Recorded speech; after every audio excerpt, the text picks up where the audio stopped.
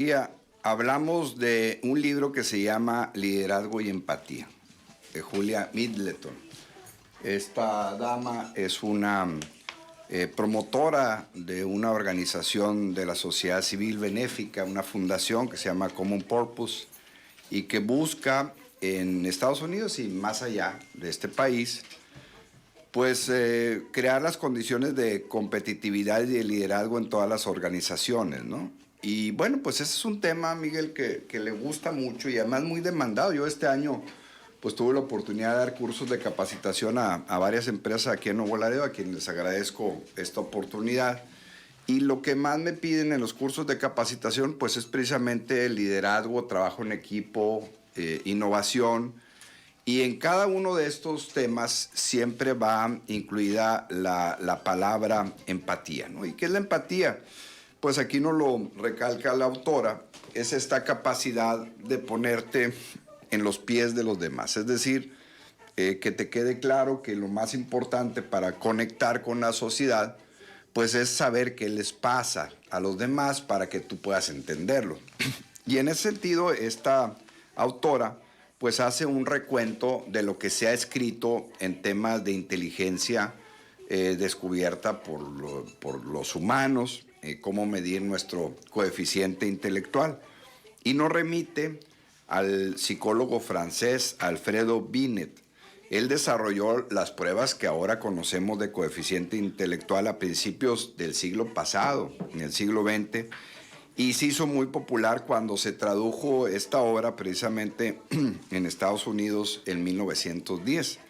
Este instrumento de medición del coeficiente intelectual pues permitió aprobar exámenes, conseguir empleos y luego ascensos. Entonces, este psicólogo francés, a él le debemos que en Estados Unidos y luego en el mundo se utilizaba este método para medir el coeficiente intelectual de las personas. Y aquí, en este espacio, hemos hablado de otros libros que junto con el de que hoy comentamos, de Julia Middleton, pues han aportado conocimiento de cómo funciona nuestro cerebro y nuestra capacidad para conectarnos con los demás, es decir, para tener liderazgo y empatía. Uno de ellos es el libro de Carlos Darwin, que escribió sobre inteligencia socioemocional, en aquel libro en donde él lo tituló La expresión de las emociones en el hombre y en los animales, que es un clásico de Carlos Darwin.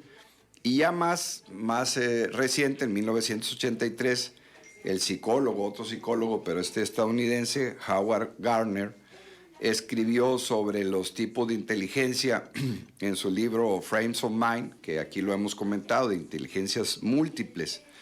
Y también otro libro clásico en esta línea del conocimiento del pensamiento es el libro de Daniel Goleman, Inteligencia Emocional, publicado en 1996. Estos libros pues han servido, junto con que les comparto el día de hoy, pues para ver cómo se puede organizar mejor una persona para que sea más eficiente en su toma de decisiones. Y en particular, Julia habla de la inteligencia cultural. Ese es un tema que no está abordado en los otros libros que acabo de comentar, porque le da el énfasis a esta parte de la cultura, que es, como bien dice la autora, esa capacidad de cómo nosotros, los seres humanos, vemos e interpretamos a la sociedad. Tenemos cultura musical, por ejemplo, tenemos cultura gastronómica, tenemos una cultura histórica, tenemos una cultura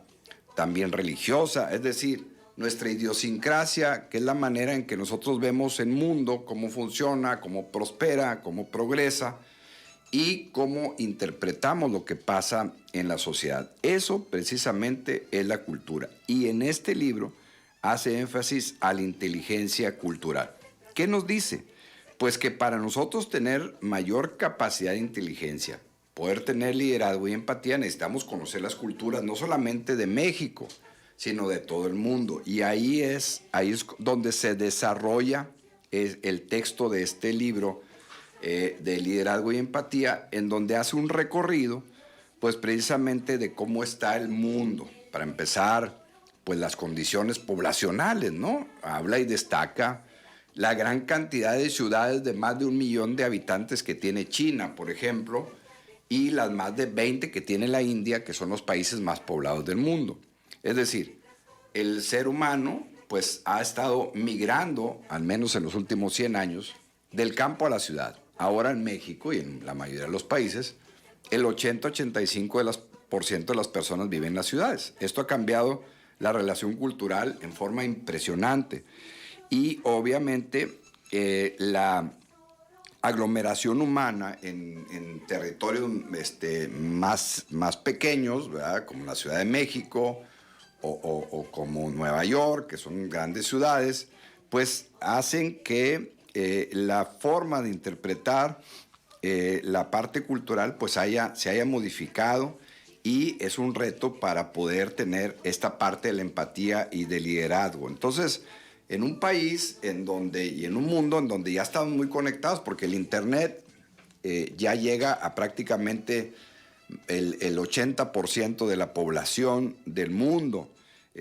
La capacidad de conectarnos ya es una realidad, y el número de viajes que hace una persona o el número de domicilios que ahora va a vivir un joven en el siglo XXI, pues van a ser de 7 a 10 domicilios en el trayecto de su vida, cuando antes pues era 1 o 2. Entonces, y va a viajar a más países. Entonces lo que ubica esta autora pues es precisamente que conozcamos pues cómo funciona la cultura en Brasil, en China, en África. Ahorita con el Mundial es una buena oportunidad para saber cómo está Marruecos, cuál es su historia, cuáles son su cultura, sus tradiciones, cómo es Francia, cómo es Italia, todos los países del mundo, en fin. Lo que busca este libro es que conozcamos la idiosincrasia de la cultura de cada país, pues para que en esta globalidad que estamos viviendo, pues no nos agarre desprevenidos este contacto con otras culturas. Es decir, no es lo mismo los saludos en Oriente o en Occidente, no es lo mismo la veneración o la devoción eclesiástica en Occidente que en Oriente, no es lo mismo la cultura financiera aquí en esta parte de América, en Norteamérica, que en Centroamérica o en Sudamérica.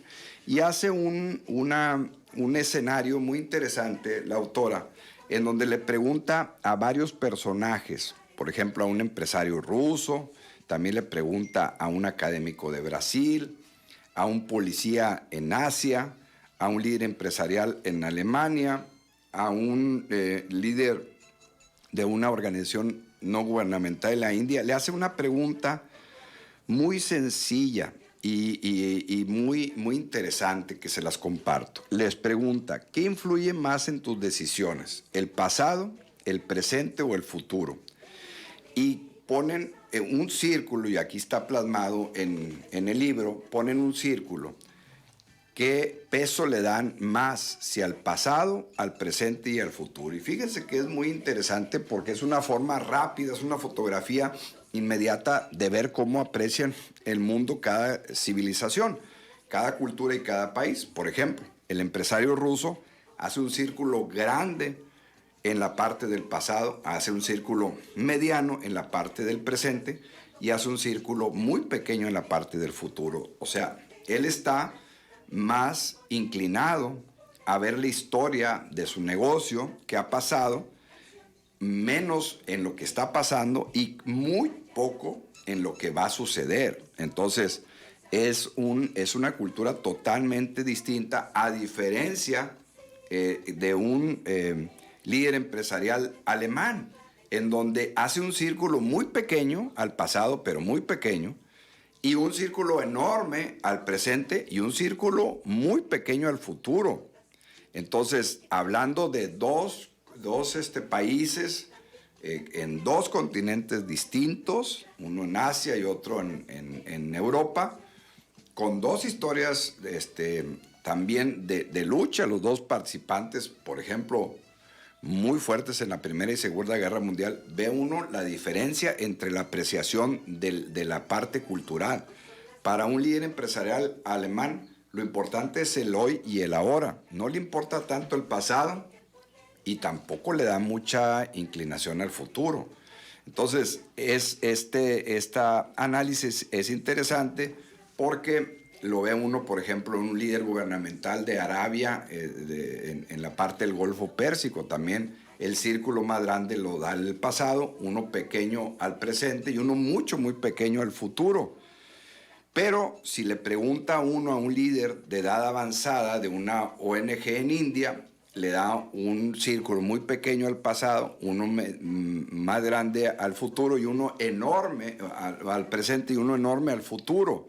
Es decir, es otra visión, también tiene que ver con la formación académica, con la labor que tiene la persona en la sociedad. Y por ejemplo, un obispo en el sur de África, le hacen esta misma pregunta, le da un círculo mediano al pasado, un círculo más grande al presente y un pequeño círculo muy pequeño al futuro. Es decir, cada uno de las actividades y de los países pues va centrando de acuerdo a su apreciación, a su cultura, a su inteligencia cultural, en qué va a basar más sus decisiones. Si en lo que ya pasó, en lo que está pasando o en lo que va a pasar. Yo siempre les digo en los cursos que damos en las empresas que los seres humanos tenemos pues dos grandes problemas. Uno, que vivimos con la angustia de lo que va a pasar en el futuro, y el segundo, que vivimos con la pesadumbre de lo que ya sucedió. Y pues yo siempre he compartido que lo que ya sucedió no tiene remedio. No debe servir nada más para acumular experiencias y no cometer los mismos errores. Y el futuro, pues nadie lo ha podido adivinar. Lo puedes escenificar, puedes hacer escenarios de alguna manera lo que puede suceder. Pero lo que realmente es lo real es estar en el aquí y en el ahora.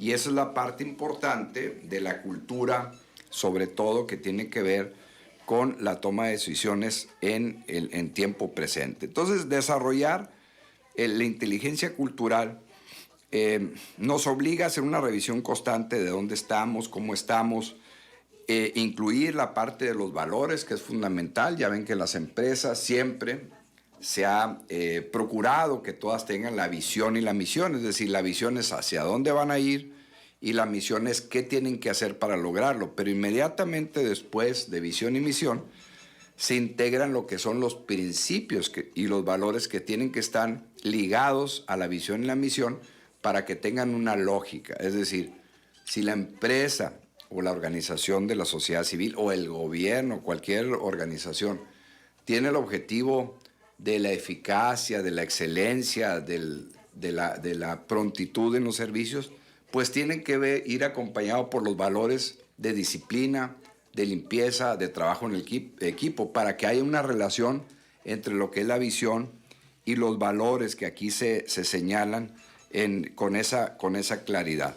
También va desarrollando este libro la parte de lo que son los comportamientos, es decir, las actitudes. Acuérdense que nosotros, los seres humanos, estamos dotados de dos sistemas de conocimiento y de actitud. Uno son las aptitudes y otras son las actitudes.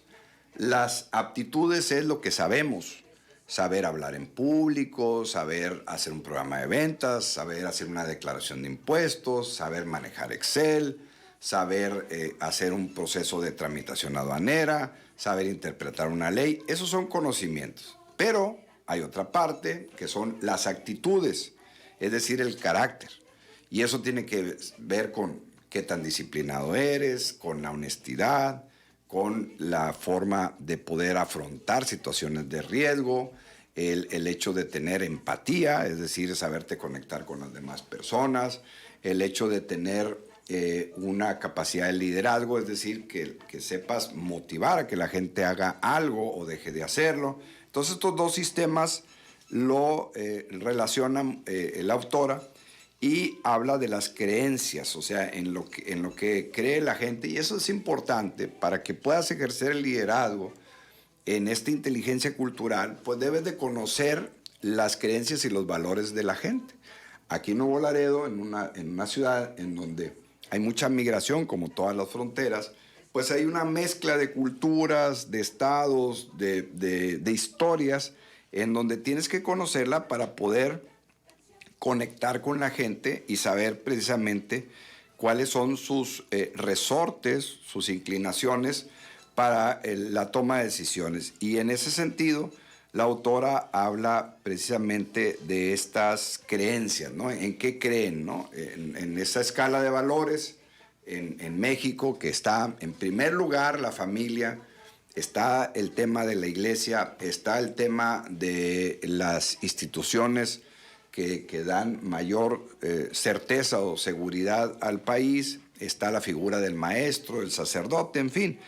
Y hace una recomendación de un ejercicio muy sencillo la autora, en donde nos invita a que elaboremos una lista de cosas que realmente no te importan. O sea, cosas que no deberían de importarte en demasía, cómo me veo, qué auto uso, tener que esperar a las personas, el tipo de ropa, en fin. Y haz una lista de las cosas que sí te gustan y que haces para bien de los demás. Y las cosas que nunca haces y que debes de cambiar. Por ejemplo, le sonreiría a un desconocido, cuestionaría a alguien mayor que yo, cuestionaría una orden, diría malas palabras. O sea, hay que hacer una lista de las cosas que verdaderamente te dan valor como persona y las cosas que tienes que cambiar como una forma de poder desarrollar esa inteligencia cultural precisamente para que tengas más empatía. Es decir, que seas una persona que conecte con los demás y que seas un ejemplo para que puedas crear la otra parte, que es el título del libro, que es liderazgo. Es decir, líderes pues son las personas que inspiran, que motivan y que hacen que la gente crea en ellos. Y resalta una parte importante aquí, que es la confianza. Yo siempre en los cursos de capacitación que doy, siempre les pregunto a los que me están escuchando que a cuántas personas tienen confianza. Y después de hacer esta pregunta a mis alumnos, por más de 25 años que me he dedicado a la docencia, nunca me he encontrado a alguien que le tenga confianza a más de 10 personas. Esto me ha impresionado durante tantos años y yo siempre les pregunto, y me hago la reflexión, si cada uno de nosotros conocemos a 30, a 50 o a 100 y tenemos contactos diariamente con 20, 30 personas o más, ¿por qué le tenemos confianza solamente a 1, a 2, a 3 o a 4 o 5 personas en promedio? Entonces, la palabra confianza, esta palabra de 9 letras, es impresionantemente útil para crear liderazgo y empatía. Somos personas muy desconfiadas y eso no necesariamente es malo. Yo lo que les recomiendo no es una recomendación de libros, es una recomendación personal, es que hagan una lista de las virtudes que tienen las personas a las que ustedes les tienen confianza, para que así como esas virtudes que hacen que ustedes le tengan confianza a esas personas, háganlas sus hábitos propios para que ustedes también generen confianza. El problema de la sociedad en todas las organizaciones es que no hay confianza, no hay realmente una convicción de estar apoyándonos unos a otros. Ese es el problema y en esto la autora resalta la importancia de la confianza para tener determinación en uno mismo y para buscar pues el bien común. Hay una serie de testimonios, hay una serie de datos muy interesantes, pero va todo el libro de prácticamente casi 300 páginas, Miguel, pues buscando la conclusión en el sentido de que hay que tener inteligencia cultural. O sea, no puedes ser una persona empática y liderazgo si no conoces lo que es la cultura, no solamente de México, sino de todo el mundo. Conocer la historia, las tradiciones y las formas de hacer negocios, de hacer relaciones educativas, en fin. Va enfocado mucho, es una área del conocimiento que no había tocado alguno de los otros autores de los que hemos hablado, que es la inteligencia cultural. El acierto de la autora. Hay un libro, Ramiro, que ahorita que tú hablas